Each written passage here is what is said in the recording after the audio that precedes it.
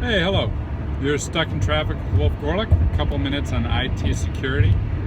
So last Friday, I did a couple minutes on security in a hospital. I haven't spent some time, unfortunately, with a loved one in the hospital the past week.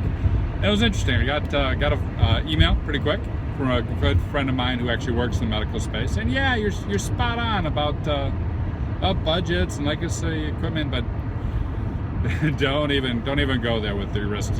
Way wrong. Okay, that's fair.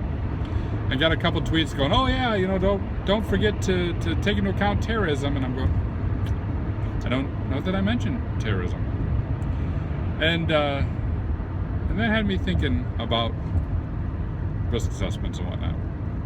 So first, just to recap, big picture thought is, if you are a toy maker, secure your consumers' data, pictures of their kids, audio, addresses, not just payment information, right? Not just PCI.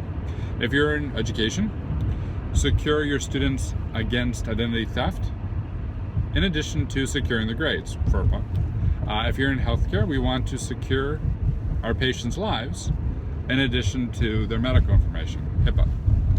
Pretty straightforward. And we need to make those decisions not based on what we're concerned about that given day, being in the hospital, worried about a loved one's heart, or what we're concerned about that given day, terrorism, because it's all over the news. And that gets us to risk assessments, right?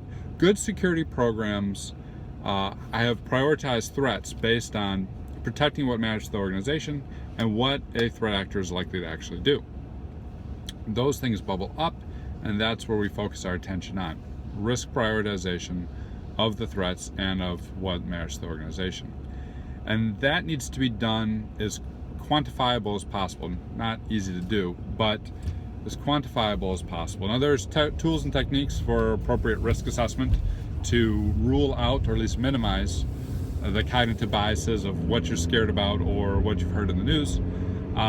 Those can be found all over the place, but I recommend starting with the Society of Information Risk Analysts, SIRA. They are a very active organization that's got fantastic information about risk assessments. They also do an annual conference, which is held all over the country. This past year it was in Detroit, so kudos and thank you again for that. So check out SIRA, SIRA, Society of Information Risk Analysts, and start to consider, is my security program risk-based? Is it measurable and based on what real threats are likely to do? Or is it FUD-driven, such as Friday's video? With that, have yourself a great one. Cheers.